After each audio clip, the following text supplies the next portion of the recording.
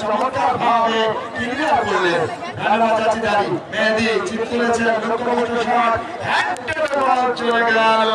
সীমানার বাইরে গোলকিক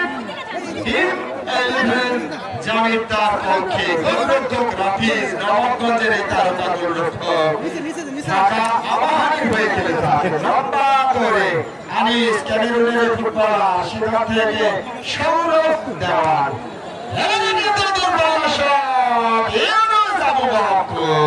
যেভাবে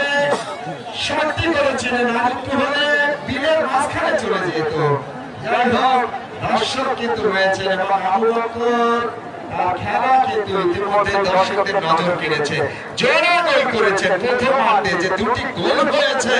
ওই টিম 11 জামির তার পক্ষে দুটি গোলের মালিক কিন্তু ওই হিরো